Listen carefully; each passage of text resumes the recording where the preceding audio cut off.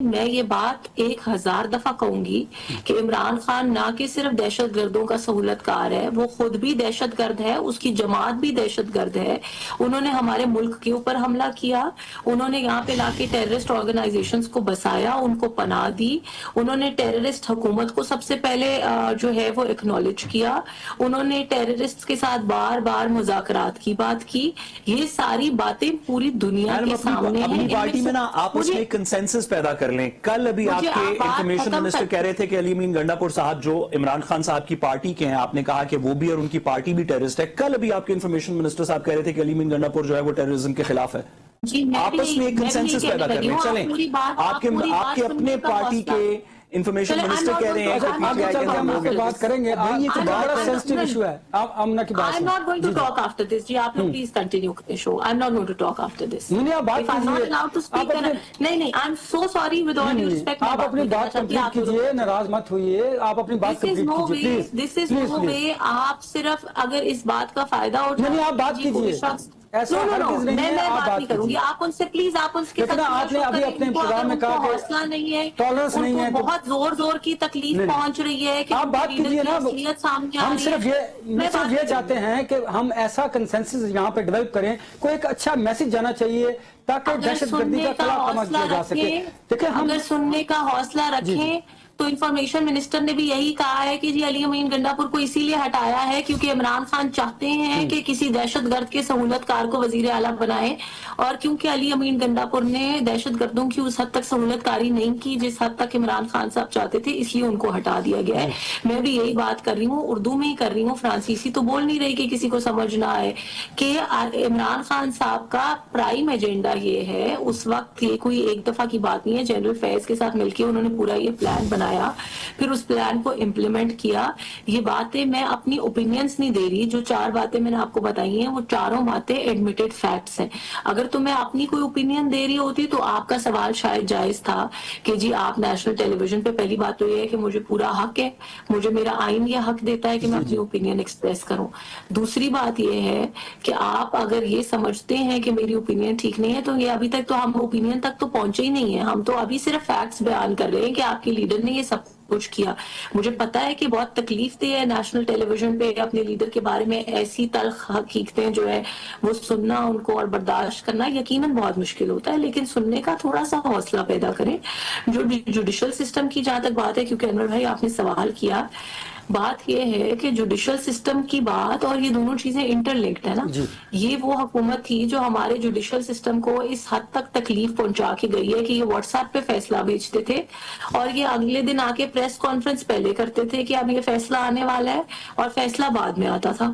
تو یہ وہ جماعت ہے جو جوڈیشل سسٹم کو بھی کمزور کر کے گئی ہے، جو ہمارے سیکیورٹی سسٹم کو بھی کر کے گئی ہے۔ اور میں آپ کو ایک اور بڑی امپورٹنٹ فیکچوئل بات بتا دوں کہ 2013 سے 18 کی جو گورنمنٹ تھی، پلیز میں فگرز اور نمبرز کی بات کر رہی ہوں، میں ساتھ صاحب کے دل کو کیا بات ہے اس کی بات نہیں کر رہی۔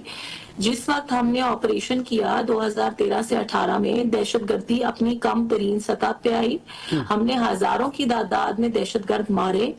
پچھلے 1 سال کے اندر more than 161 دہشت گرد مارے گئے جن کی نشاندہی بھی ہوئی۔ سارے افغانی تھے؟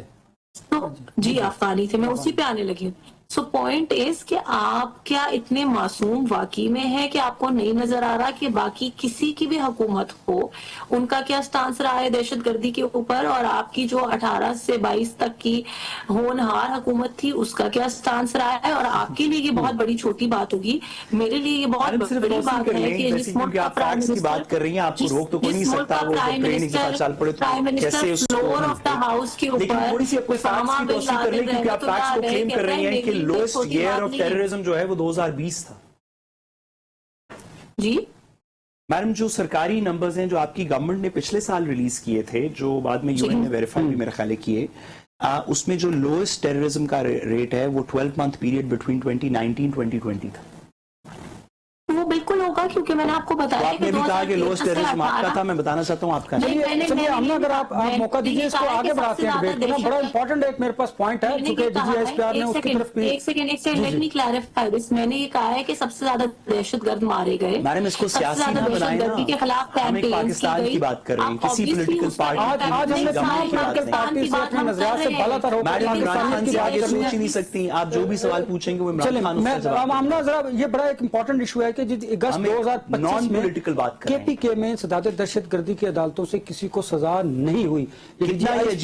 एक 34 मुकदमा जेर इल्तवा हैं, 2878 जेर मुकदमात इल्तवा 3 साल से हैं, जबकि 1706 मुकदमात को 3 साल से ज्यादा अरसा हो चुका है। जब आपका अदालती निज़ाम इतना वीक हो, कमजोर हो, उसमें इस्लाहात की जरूरत हो, तो फिर मुझे बताइए दहशतगर्द जो है वो तो पनपेंगे।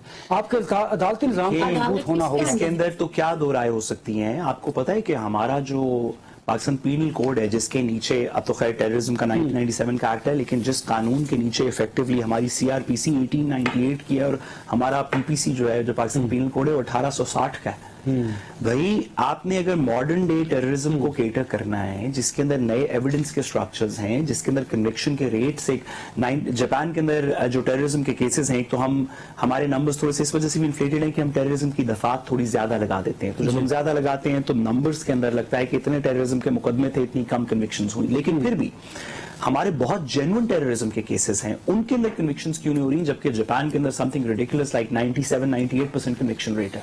उनके जो 2001 के बाद जो नए टेररिज्म के उन्होंने लॉज इंट्रोड्यूस करवाए, उसके अंदर तकरीबन 95+ कन्विक्शन रेट है। ये बड़ी सीरियस बात है और उसकी वजह यह है कि उसकी वैसे तो बहुत सारी वजूहात हैं, लेकिन एक वजह यह है कि हमारे कवानीन और उनमें दिए गए स्टैंडर्ड्स, जिनको बर्डन ऑफ प्रूफ कहते हैं, वो इतने आउटडेटेड हो चुके हैं कि जो मॉडर्न टेररिज्म है, फॉर एग्जांपल हम चश्मदीद गवाह के ऊपर बहुत ज्यादा इन्हिसार करते हैं। मॉडर्न टेररिज्म के अंदर चश्मदीद गवाहान नहीं होते। एक सुइसाइड अटैक है, उसमें चश्मदीद गवाहान आप कैसे प्रोड्यूस करेंगे? आजकल की जो मॉडर्न डे टेररिज्म है, उसमें फंडिंग किसी चीज की भारत से शुरू हुई, किसी मिडिल ईस्ट के शायद किसी बैंक से रूट होती हुई, या दुनिया के किसी और बैंक से रूट होती हुई अफगानिस्तान में आई, फिर वो किसी और सूबे के अंदर पाकिस्तान में ट्रांसफर हुई। एक बंदे ने बैग दिया, दूसरे बंदे ने मोटरसाइकिल दिया, वो बंदा चलता चलता गया, उसने कराची में टेररिज्म कर दी। इसको अगर आप पुराने एविडेंस स्टैंडर्ड्स के थ्रू इसको आप जज करेंगे तो हर दफा एक्विटल होगी। इसी वजह से रियासत ने बड़े सीरियस किस्म के टेररिस्ट जिनको पकड़ के कानून के हवाले किया माजी में, उनकी जब बेलें अदालतों के अंदर गईं, वैसे ये को बात करने वाली क्या मैं गुजारिश करूं कि APS पेशावर के अंदर भी जो कुछ लोग मुलव्विस थे, उनकी बेलें सुप्रीम कोर्ट के अंदर जब गईं तो आसमा जहांगीर साहिबा उनकी वकील थी। तो जब अदालतों के अंदर बेलें गईं तो बहुत सारी चीजों के अंदर लोगों को छोड़ दिया गया, क्योंकि एविडेंस के स्टैंडर्ड्स जो हमने इतने पुराने एस्टैब्लिश किए हुए हैं, जो कॉलोनियल पीरियड के एस्टैब्लिश हुए हैं, उसके ऊपर आप मॉडर्न डे टेररिज्म को नहीं कन्विक्ट कर सकते। क्यों ना मुझे मैडम इमरान खान के अलावा कोई बात करेंगे ना, हम इमरान खान के अलावा एक बात मैं इसमें गुजारिश करूं, इसमें किसी सियासी मैंने किसी सियासी लीडर का बनता भी नहीं है, इतना इंपॉर्टेंट इशू है, हमें सियासत से सॉरी इसमें गुजारिश करूं मैडम, इमरान खान के अलावा हम एक बात करने लगे ना, 1 मिनट का अगर आप पॉज दें। ये एविडेंस के स्टैंडर्ड्स, ये प्रोसीजर्स का कानून जिसको CRPC कहते हैं, ये हमारी PPC की दफात, ये हमारी अदालतों की ट्रेनिंग, जिसके अंदर बड़े बुनियादी चीजें, विटनेस प्रोटेक्शन प्रोग्राम, जज प्रोटेक्शन प्रोग्राम, आप कैसे कराची के अंदर जब टेररिज्म हो रही थी, या इलाका फाटा के एरिया के अंदर जब टेररिज्म हो रही थी, एक शख्स जो वहां पे हलवाई की दुकान चलाता है या किराने की दुकान चलाता है, अगर वो गवाही दे दे किसी TTP के बंदे के खिलाफ, तो उसके बाद वो उसकी प्रोटेक्शन क्या होगी, वो घर जाके कैसे रहेगा, विटनेस की प्रोटेक्शन क्या होगी, जज की प्रोटेक्शन क्या होगी,